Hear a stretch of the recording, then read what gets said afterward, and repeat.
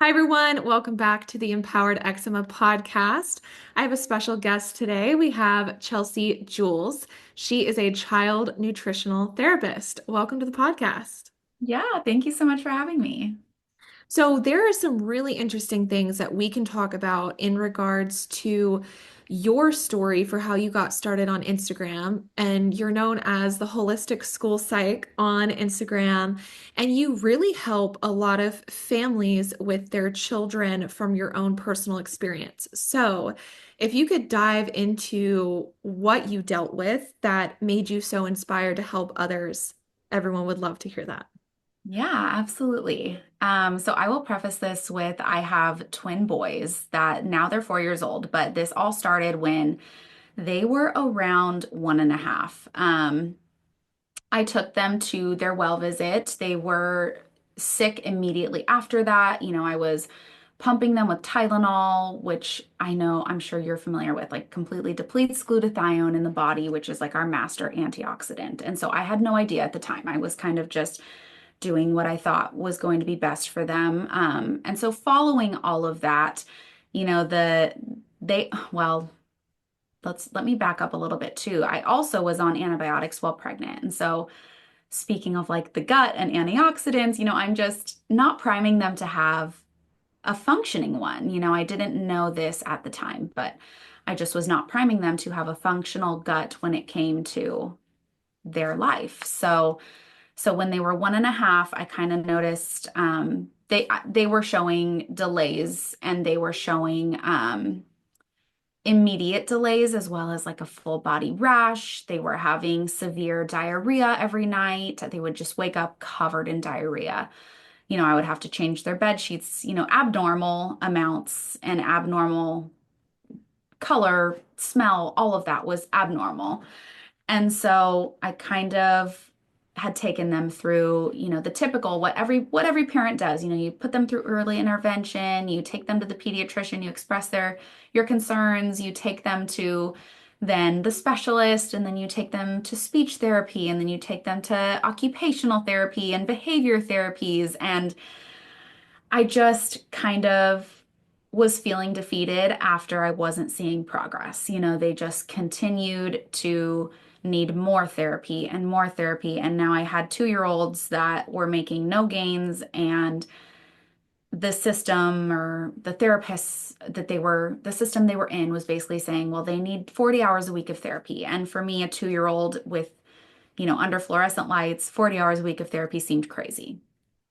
And so I had kind of started doing research on the gut-brain connection and how it can be so impactful. And I started looking at nutrition labels. That's really where I started, was looking at nutrition labels and reading what are the ingredients. And I remember my husband looking at the food that I was buying, and he was like, "What does bioengineered food mean?" And I was like, "I don't know." And I didn't really care either. I was just like, "These are Cheerios. I buy them in the store." Like, I didn't know what I didn't know. And so when I started diving in deeper to food labels, it really opened my eyes to what could be done. So I guess I'm getting long-winded now, but I guess getting to where I started implementing this with my twins is I started implementing what I like to call a gut healing protocol, right? I really did a lot of research on the different styles and ways you can heal the gut. Um, and I implemented basically a whole food diet. I removed all of their processed snacks. I removed all of the food dye, the gluten, the dairy, the soy, the preservatives in their food. And within 4 months of implementing this, they could sing songs, they could identify letters and numbers. And so my mind was blown. And I was like, I have to share this with other moms because I just remember being so depressed and defeated, doing everything that the professionals say I should do, but it wasn't working as well as they said it would. And my kids weren't making progress. And so I kind of had to take their health into my own hands again. So that's a really good kind of synopsis of where it started and where you're at now.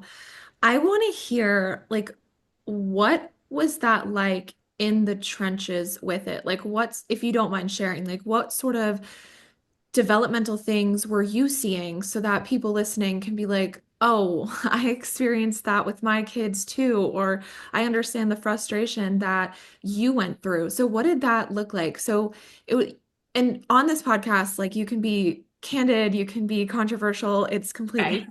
fine. And I know you're trying to be a little safe, but we can use all the words in this I am podcast. trying to be safe because you just never know. You're fine. So like get into the nitty-gritty of it. Like what did this look like? So like year and a half and things started changing. Like, what did that change look like and feel like for you guys? Yeah, so there's so many factors that go into this. Like my boys were born at 34 weeks, which is premature. That's considered premature. They spent 2 weeks inside of the neonatal intensive care unit, which is also known as the NICU. And so it's really interesting. And I only tell you this and I preface this because they were I was instructed, I wanted to put my kids on a delayed vaccine schedule. Okay, that's what I felt most comfortable with. I had friends that had issues with vaccines, and so I was like, you know what, I'm gonna put them on a delayed schedule so that it makes me feel more comfortable. My doctor did not recommend that because they were COVID babies. They were born in 2020. She did not recommend that. She didn't want me coming in and out of the office multiple times. God forbid they catch something, is kind of how she explained that to me. And I preface that because when your kids are born premature, you go off of what's called an adjusted age. So if they're born 1 month early, you say, they're 5 months old, but their adjusted age is 4 months old because, you have to, they're not fully developed until 39, 40 weeks. And so when they're preemies, you have to get them to their fully developed stages. And so, they started vaccinating them inside of the NICU, which I found really interesting because they're already preemies, they're already on breathing machines, they're learning how to eat. And so when I went to their 1.5 year appointment, they were given their 18-month shots at 14 months old, which their adjusted age is really only 12 months old. And so I think that was also a big piece of my puzzle is they were not ready for that. Um, and so at that 14-month, 15-month appointment, basically what we saw was we brought them home. They had severe body rashes, maybe even similar to like an eczema outbreak. I think because they had their varicella, the chickenpox vaccine, I think it was a reaction to that, with the rash. Um, and I have, it was a week time, it was a week span, right? Where they're waving, they're saying hi, they're following directions when I say, do you want a baba for milk or it's bath time? Like they would follow me. So they understood, I could see, and it just went, the best way I can describe it is they just turned into zombies within a week. So they were no longer waving, no longer saying hi, no longer progressing with their milestones. They were no longer pretend playing. One of my boys used to love playing with trucks, and he was no longer like pretending to drive the truck or anything like that. And from that point on, they started doing like a lot of head shaking. They would open and close doors excessively. They stopped eating all of the foods, like whole nutritious foods, right? Like I would feed them cucumbers or avocado, and they used to eat that up all the time, and that completely changed to where, then they were only eating three things, which was like Cheerios and cookies and croissants, like, sugar and carbs, the things that they start craving. And so it was honestly, it was very, very heartbreaking to watch them just be these happy, um, full of life twins to just complete zombies. Like they stopped smiling, they stopped babbling.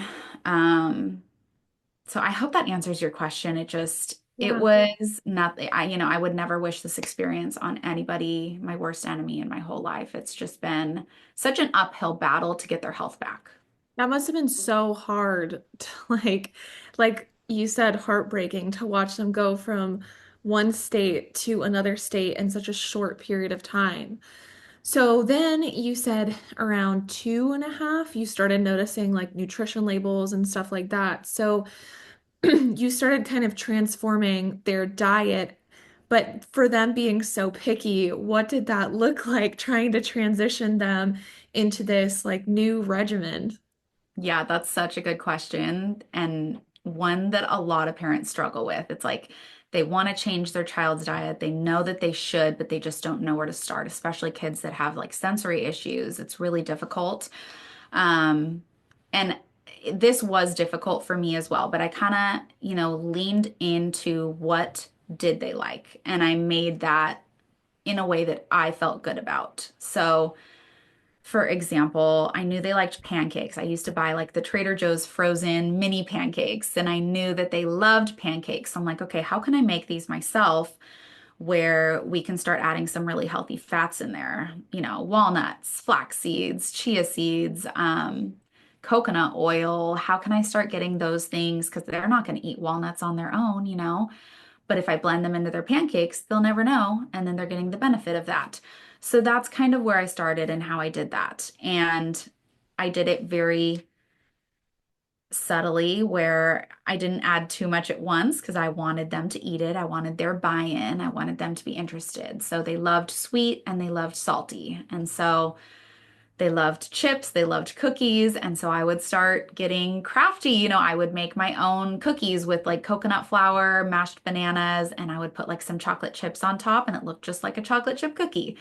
I would do kale chips where I would just like I don't use an air fryer anymore, but I used to use an air fryer in my like beginning stages here to make like the kale super crunchy, and I'd put salt on it or like beef tallow or avocado oil, and they loved it because it mimicked a chip.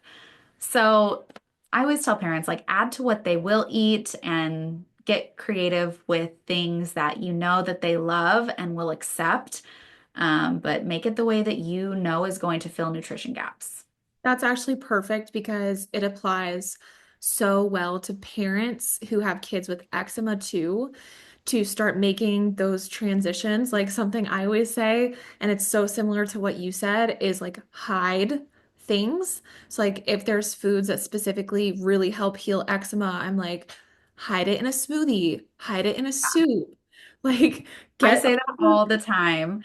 And you yeah, know what? I get a lot of parents because a lot of occupational, not all of them, I'm not like labeling OTs, but a lot of occupational therapists that work with kids on feeding will say, absolutely don't do that. Do not hide food. And I'm like, really? Like, why not? If it's getting some sort of end goal accomplished, like, why not? And I don't know if you're familiar, Michelle, with food chaining. It's actually a really big psychological strategy that parents can use. And it basically is getting the body used to that flavor of food. So you're basically training your taste buds to accept that taste so that eventually you will eat it on your own and you're not scared of it because that's a taste that you've had before.